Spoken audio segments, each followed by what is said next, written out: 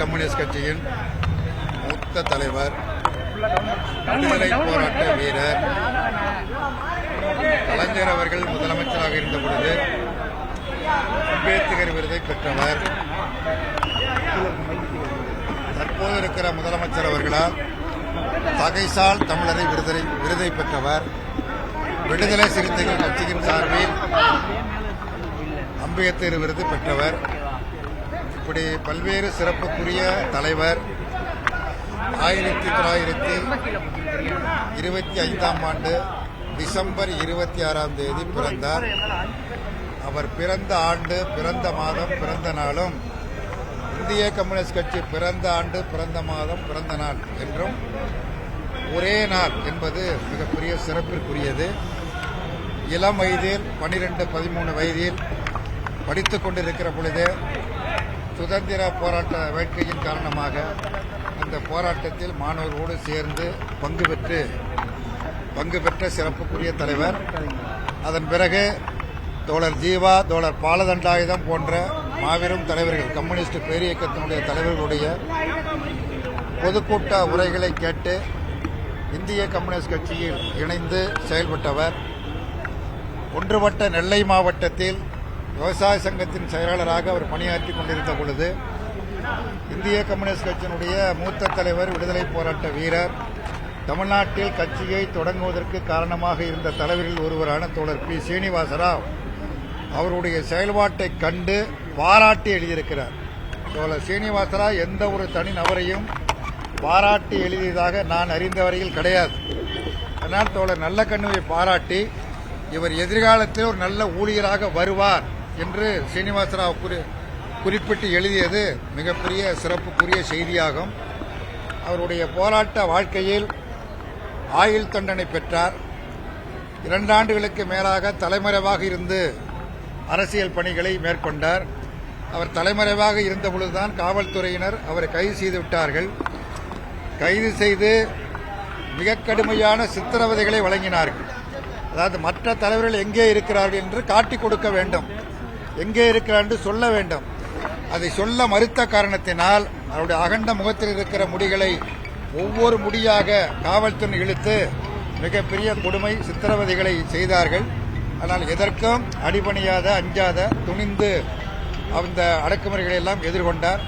இந்திய கம்யூனிஸ்ட் கட்சியினுடைய மாநில செயலாளராக, தேசிய நிர்வாகக்குழு உறுப்பினராக, தேசிய கட்டுப்பாட்டுக்குழு தலைவராக பணியாற்றினார். விவசாய தொழிலாளர் சங்கத்தை தமிழ்நாட்டில் உருவாக்குவதிலும் அந்த சங்கத்தினுடைய பொதுச் செயலாளராக இருந்து பணியாற்றியதும் குறிப்பிடத்தக்கது. பணியாற்றியது மட்டுமல்ல, என் போன்ற பல ஊழியர்களை சங்கத்தில் உருவாக்கி தமிழகத்தில் ஒரு ஊழியர்களாக செயல்படுவதற்கான வாய்ப்பை ஏற்படுத்தி தந்தவரும் அவர்தான். குறிப்பாக இன்றைக்கு இந்திய கம்யூனிஸ்ட் கட்சியினுடைய பொதுச் செயலாளர் இருக்கிற தோழர் டி. ராஜா, அவர் இல்லை என்றால் அவர்களது அரசியல் வாழ்க்கையே கிடையாது. அந்த அடிப்படையில் அவரை உருவாக்கியதில் மிகப்பெரிய பங்கு தோழர் நல்லகண்ணு அவர்களுக்கு உண்டு. பல பேரை உருவாக்கி இருக்கிறார். அவர் உருவாக்கிய யாரும் வீண் போகவில்லை, எல்லோரும் சிறப்பாக பணியாற்றிக் கொண்டிருக்கிறார்கள். அதேபோல அனைத்து அரசியல் கட்சி தலைவர்களோடும் மிக நெருக்கமான நல்ல உறவை கொண்டிருந்தார். அரசியல் வேறுபாடுகள் மற்றவையெல்லாம் ஒரு புறம் இருந்தாலும் கூட அவைகளை ஒரு புறம் ஒதுக்கி வைத்துவிட்டு நல்ல நட்போடு பழகியவர். எல்லா புத்தகங்களையும் நிரம்ப படிக்கக்கூடியவர், எழுதக்கூடியவர், நல்ல கவிதை எழுதுவார், ஏராளமான கட்டுரைகளை எழுதியிருக்கிறார், ஏராளமான புத்தகங்களை எல்லாம் அவர் தந்திருக்கிறார். அப்படிப்பட்ட மகத்தான தோழர் ராஜீவ்காந்தி அரசு மருத்துவமனையில் தொடர்ந்து சிகிச்சை பெற்று வந்த நிலையில் உண்மையிலேயே இந்த சந்தர்ப்பத்தில் ராஜீவ்காந்தி மருத்துவமனைய முதல்வர் அவர்களையும், இங்கே பணிபுரியக்கூடிய மருத்துவர்களையும், செவிலியர்களையும், மற்ற ஊழியர்களையும் வெகுவாக நான் பாராட்ட கடமைப்பட்டிருக்கின்றேன். உண்மையில் வேறு மருத்துவமனைகள், ஒரு தனியார் மருத்துவமனையில் RNK இருந்திருப்பாரையானால் 6 மாதங்களுக்கு முன்னரே இறந்திருப்பார். ஆனால் இங்கே இருக்கிற மருத்துவர்கள் மிகப்பெரிய முயற்சி எடுத்து ஒரு சவாலாக அது மேற்கொண்டு அவர் எப்படியும் காப்பாற்ற வேண்டும் என்கிற பெருமுயற்சியை எடுத்தார்கள் என்பது மறுக்க முடியாத உண்மை. அவருடைய முயற்சியை தோற்று போய்விட்டது என்று நான் சொல்ல மாட்டேன், வெற்றி பெற்றது. இருந்தாலும் இயற்கையின் அழைப்பை நிராகரிக்க முடியாது. இயற்கையோடு போராடி கொண்டிருந்தார். அந்த இயற்கையினுடைய அழைப்பை யாராலும் நிராகரிக்க முடியாது. அந்த அடிப்படையில் இன்றைக்கு அவர் இயற்கை எதிர்க்கிறார் என்பதை தெரிவித்து அவருடைய உடல் பால நிலையத்தில் வைக்கப்படும். நாளை மாலை 3 மணி வரை பொதுமக்கள் அஞ்சலிக்காக வைக்கப்படும். பின்னர் அவரது உடல் அரசு மருத்துவக் கல்லூரி மருத்துவமனைக்கு தானமாக ஒப்படைக்கப்படும் என்பதை தெரிவித்துக் கொள்கிறேன்.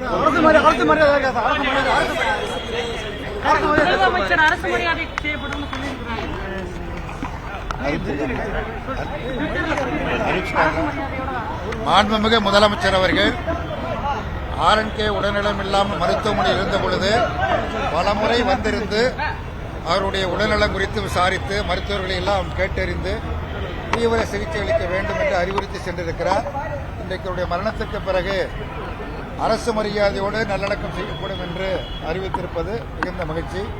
அவருக்கு இந்திய கம்யூனிஸ்ட் கட்சியின் சார்பில் நன்றியை தெரிவித்துக் கொள்கிறேன். மாபெரும் தலைவரை, ஒரு மகத்தான மாமனிதரை இந்த நாடு இழந்திருக்கிறது. இந்த நாடு அடிமைப்பட்டு கிடக்கும்போது விடுதலைக்காக போராடிய வீர இளைஞர்களில் ஒருவர். எண்ணற்ற அடக்குமுறை, ஒடுக்குமுறை எல்லாவற்றையும் கடந்து துளியும் தன்னலமில்லாத இந்த மண்ணுக்கு மக்களுக்குமாக அரும்பாட ஆற்றிய ஒரு ஆகப்பெரும் தலைமை. எங்களை போன்ற பிள்ளைகள் முன்னெடுத்த போராட்டங்களில் கூட இந்த தலைமுறை பிள்ளைகளோடும் போராட்டங்களில் பங்கேற்ற பெருந்தகை.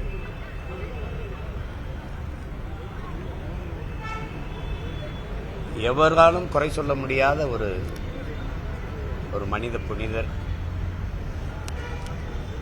அவர் இன்று நம்மோடு இல்லை என்பதை நினைக்கும்போது மிகுந்த மன வலியாக இருக்கிறது. பல நினைவுகள், அவரோடு நாங்கள் நெருங்கி பழகிய காலங்கள், ஒரு 100 ஆண்டு கால வரலாறு.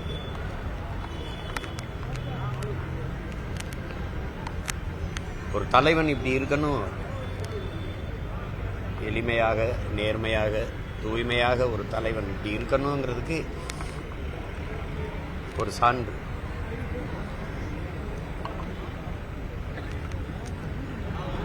அவரை இன்றைக்கு இழந்திருக்கோன்னு நினைக்கும் போது ரொம்ப மன வேதனையா இருக்கு. ஐயா நல்லக்கண்ணு அவர்களை இழந்திருக்கிற குடும்பத்தார், அவரை அன்பு கொண்டு நேசித்த தமிழ் சமூகம், அவர் சார்ந்திருந்த இந்திய கம்யூனிஸ்ட் கட்சியினுடைய தோழர்கள் எல்லோருக்கும் என்னுடைய ஆறுதல். மகத்தான தலைவனுக்கு என்னுடைய புகழ் வணக்கத்தை செலுத்துகிறேன்.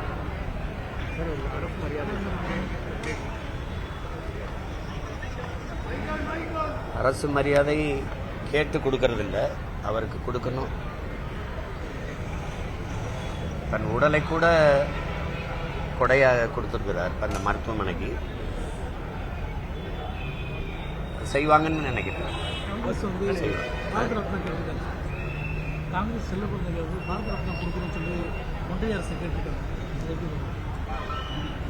கொடுக்கணும். நாட்டு விடுதலைக்காக போராடியவர், கொடுக்கணும். அவங்க செய்வாங்களான்னு தெரியல. என்ன உங்களுக்கு தெரியும், எங்கள் பாட்டை நாட்டு விடுதலைக்கு செக்கிழுத்தவனுக்கே கொடுக்கல. விடுதலை பாவனன் பாரதி நம்ம பாட்டேன், அவனுக்கே கொடுக்கல.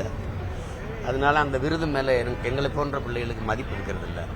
உங்களுக்கு புரியுது. விளையாட்டு வீரர் சச்சின் டெண்டுல்கருக்கு கொடுத்த விருதை விடுதலை போராட்ட வீரர்களுக்கு கொடுக்கல அப்படின்னு நினைக்கும் போது அந்த விருது மேலே நமக்கு மதிப்பு இல்லை. அது பேசி பயனில்லை. பொதுவுடைமை கட்சியின் மூத்த தலைவர், தகைசால் தமிழர் தோழர் நல்லக்கண்ணு அவர்களுடைய மறைவு தமிழ்நாட்டு மக்களுக்கும் தமிழர்களுக்கும் மிகப்பெரிய பேரிழப்பாகும். அவருடைய இழப்பு என்பது தமிழ் மக்கள் தாங்கிக் கொள்ள முடியாத அளவிற்கு பேரிழப்பாகும்.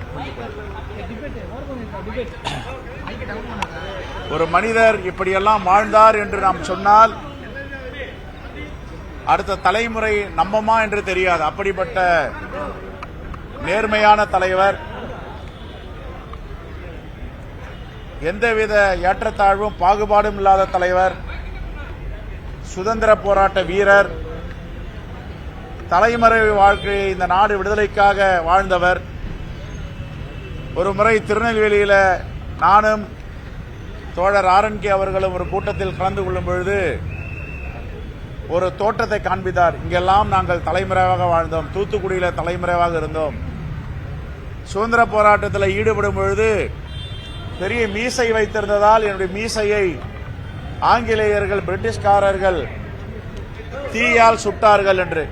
இப்படிப்பட்ட ஒரு மாபெரும் தலைவரை தமிழ்நாடு எழுந்திருக்கிறது.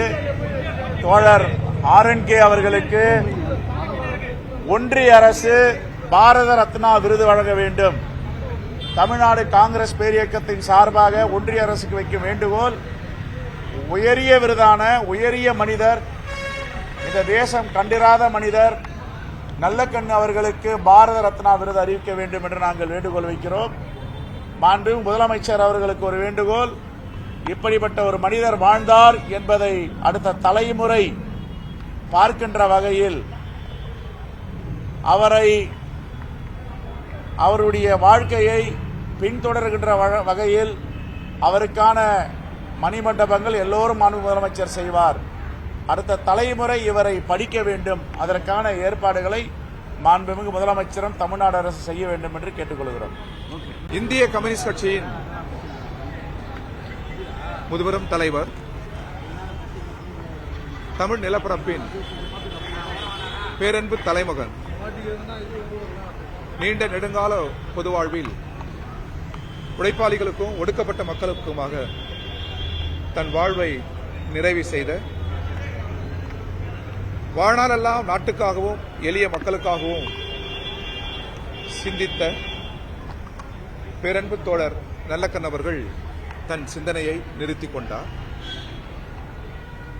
இந்திய கம்யூனிஸ்ட் கட்சி அவருக்கு தனது 100 ஆண்டு கால பதாகையை தாழ்த்தி செவ்வஞ்சலி செய்கிறது. உலகத்தில் வல்லற்கரிய மகத்தான பாட்டாளி வர்க்க சர்வதேசம் என்கிற விடுதலை பதாகையை சுமந்து வாழ்நாளெல்லாம் களமாடியவர், சிறையேகியவர், சதி வழக்குகளை சந்தித்தவர், சித்திரவதைகளை அனுபவித்தவர், தலைமறைவு வாழ்வு வாழ்ந்தவர், ஆக பெரும் புகழ் வாழ்வு வாய்ந்த புகழ்புத்த தலைவருக்கு நாங்கள் செவ்வஞ்சலி செய்கிறோம். அவர் கண்ட சமதர்ம சமூகத்தை படைக்க தமிழ் மண்ணில் அவர் நேசித்த இந்திய கம்யூனிஸ்ட் கட்சியை கட்டி வளர்க்க அவரது நினைவாக நாங்கள் சபதம் ஏற்கிறோம்.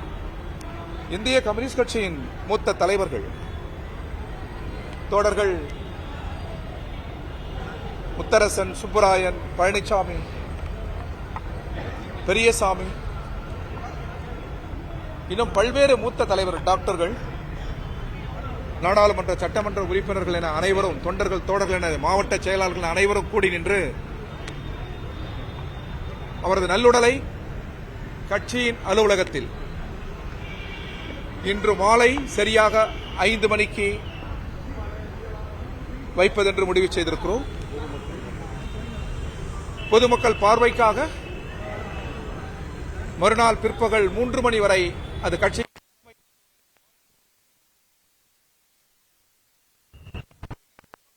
மரியாதைக்கு பின்னர் 3 மணிக்கு அங்கிருந்து 3 மணி வரை வைக்கப்படும். பின்னர் 3 to 5 மணிக்குள் தமிழகம் முழுவதும் இருந்து வந்திருக்கிற கட்சி தோழர்களின் அணிவகுப்போடு, இந்திய கம்யூனிஸ்ட் கட்சியின் செந்தொண்டர்களின் அணிவகுப்போடு அவரது நல்லுடல், புகழுடல் ராஜீவ்காந்தி தலைமை மருத்துவமனையிடம் சென்னை மருத்துவக் கல்லூரியில் ஒப்படைக்க இருக்கிறோம். அவரது உடல் ஏற்கனவே எழுதி வைத்தபடி அவரது உடலை வழங்கியிருக்கிறார். ஆய்வுக்காக, மருத்துவ ஆய்வுக்காக வழங்கியிருக்கிறார். இந்த நேரத்தில் நீங்கள் அனுமதிக்க வேண்டும்.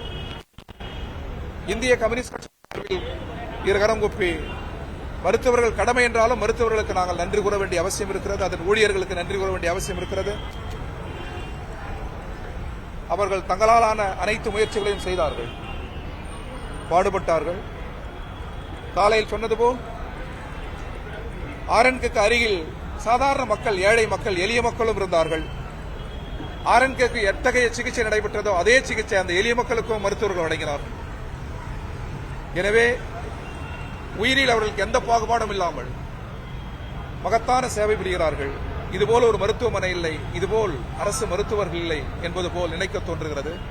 அவர்களுக்கும் கரங்குப்பி வணக்கத்தை உரித்தாக்கும். இந்திய கம்யூனிஸ்ட் கட்சியின் சார்பில் ஒரு வார காலம் இந்திய கம்யூனிஸ்ட் கட்சியின் செங்கொடி அரைக்கம்பத்தில் பறக்கும். அவரது நினைவை சுமந்தபடி அது அரசு எடுக்க வேண்டிய முடிவு. தமிழக முதல்வர் யாவற்றிலும் தலைநோக்கு உள்ளவர். அவர் இதே மருத்துவமனையில் பலமுறை வந்து பார்த்தார். நேற்றைக்கு முன்தினமும் வந்து பார்த்தார். தன்னால் எவ்வளவு முடியுமோ அவ்வளவும் அவர் செய்திருக்கிறார். ஒரு விடுதலை போர் வீரர், ஒரு பெரும் தலைவர் என்கிற வகையில் அவர் அனைத்து முயற்சிகளையும் செய்தார். அவருக்கு அந்த பார்வை உண்டு. அதே போன்று அமைச்சர்கள் பலர் வந்திருந்தார்கள். குறிப்பாக மக்கள் நல்வாழ்வுத்துறை அமைச்சர். எல்லோரும் தங்களால் முடிந்த கடமையை செய்திருக்கிறார்கள். அனைவருக்கும் கரங்குப்பி நன்றி. அது இந்திய கம்யூனிஸ்ட் கட்சியின் தேசிய பொதுச் செயலாளர் இங்கேதான் இருக்கிறார். அதே போன்று நாராயணா, பாண்டா, ஆணிராஜா எல்லோரும் இங்கே இருக்கிறார்கள். மார்க்சிஸ்ட் கம்யூனிஸ்ட் கட்சியின் தலைவர்கள், காங்கிரஸ் கட்சியின் தலைவர்கள், மதிமுகவின் தலைவர்கள், திராவிட முன்னேற்ற கழகத்தின் தலைவர்கள், நான் தமிழர் இயக்கத்தின் தலைவர்கள், காங்கிரஸ் தலைவர்கள் பலரும் வந்து போகிறார்கள். மனிதநேய மக்கள் கட்சி, தேசிய லீக், கட்சிக்கு அப்பால் அறிஞர்கள், நல்லறிஞர்கள், பலும் சிந்தனையாளர்கள் பலரும் வந்தவண்ணம் இருக்கிறார்கள். அவர் நல்லுடலுக்கு மரியாதை செய்ய இன்னும் நல்லுடலுக்கு வரக்கூடும். அது பற்றி விவரங்கள் இல்லை. அது பற்றி விவரங்கள் எங்கள் கட்சியின் மாநில கேரளாவில், ஆந்திராவிலிருந்து வருவார்கள். எத்தகைய விவரங்கள் இருந்தாலும் அது பத்திரிகையாளர்கள், ஊடக நண்பர்களுடன் பகிர்ந்து கொள்ளப்படும். அனைவருக்கும்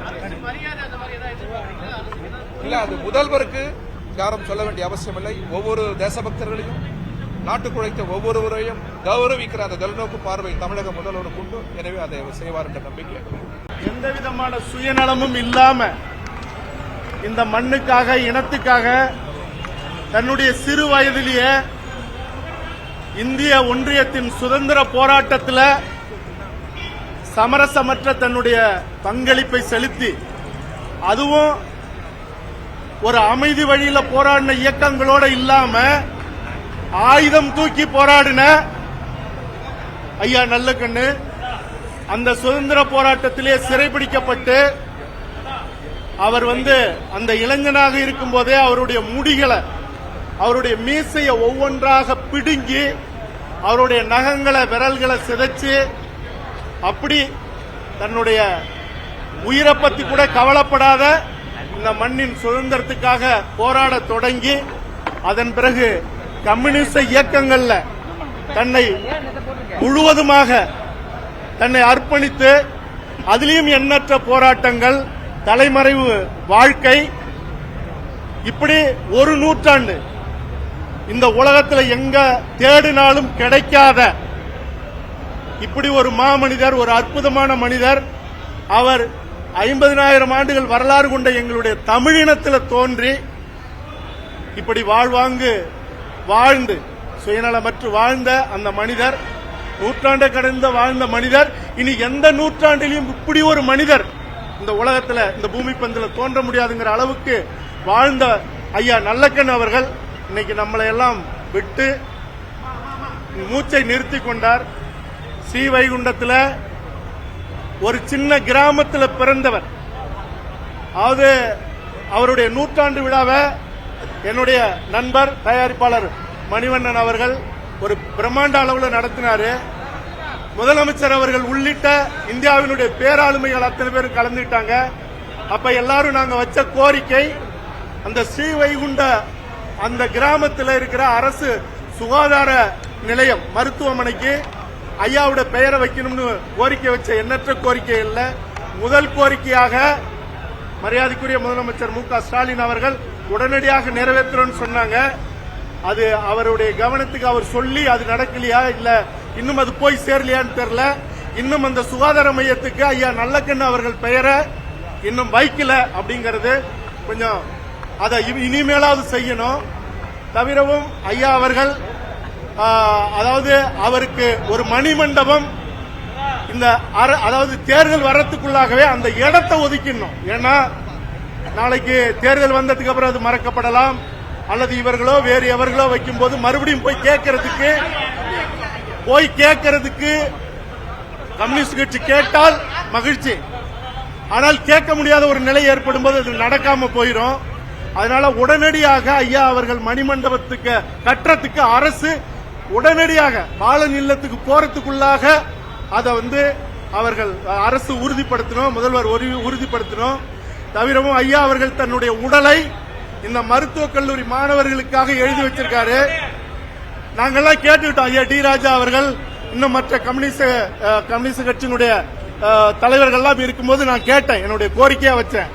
ஐயா அவர்கள் தன் உடலை கொடுத்திருக்கலாம், ஆனால் நாளைய தலைமுறை 100 ஆண்டு வரைக்கும் ஒரு மனிதர் இப்படி நேர்மையோட அர்ப்பணிப்போட வாழ்ந்தார்னு சொன்னா இன்னும் 100 ஆண்டு கழிச்சு வர்ற இளைய தலைமுறை ஒரு காலமும் ஒத்துக்க மாட்டான்.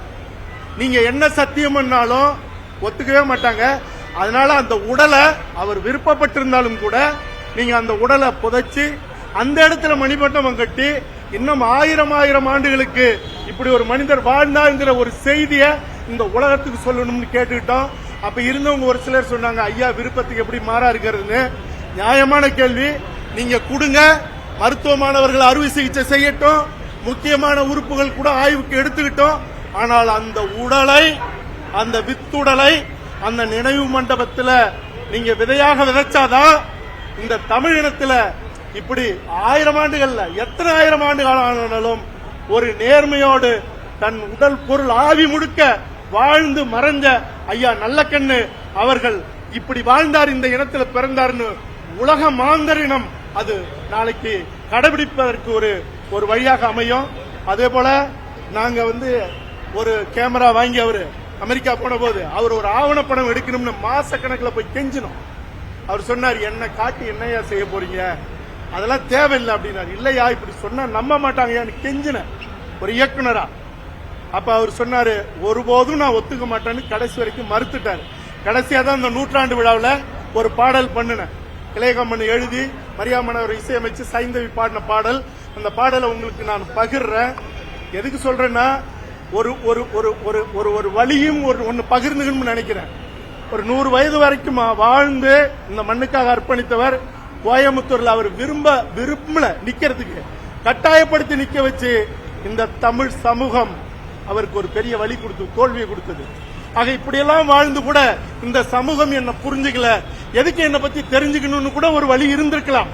ஏன்னா நாங்களும் அந்த போராட்ட காலத்தில் நின்று எங்களையும் அவமானப்படுத்தின நிலையில எங்களுக்கும் அந்த வழி இருக்கு. ஆனாலும் கூட தமிழக அரசு எல்லா நிலையிலும் பாடத்திட்டத்தில் ஐயா நல்லக்கண்ணு அவர்களை கொண்டு வரணும். அறுவை சிகிச்சை ஆய்வுக்கு பிறகு அந்த வித்துடலை புதைக்கணும். அந்த வைகுண்டம் அந்த ஊர்ல இருக்கிற சுகாதார நிலையத்துக்கு இன்னைக்குள்ள முதல்வர் அவர்கள் பெயர் வைப்பது மட்டுமல்ல, அது ஒரு சின்ன இடம், அந்த இடத்துல நிறைய இடங்கள் இருக்கு, பெரிய மருத்துவமனை கட்டணும். இன்னும் இதெல்லாம் கூட ஒரு பெயர் தாங்கி இந்த மருத்துவமனை இருக்கும்போது எண்ணற்ற மருத்துவமனைகள் இருக்கு, சாலைகள் இருக்கு. ஐயா நல்லக்கண்ணு அவர்கள் பெயரை எங்கெங்கெல்லாம் வைக்கணுமோ தமிழினமும் வைக்கணும், அரசும் வைக்கணும். அந்த புகழும் பெயரும் அடுத்த தலைமுறைக்கு பாடமாக இருக்கணும்னு இந்த நேரத்தில் என் சார்பிலையும் தமிழக இளைய தலைமுறை சார்பிலையும் என்னுடைய தமிழ் பேரரசு கட்சி சார்பிலையும் நான் கேட்டுக்கிறேன். உங்கள் சார்பிலையும் கேட்டுக்கிறேன். நன்றி.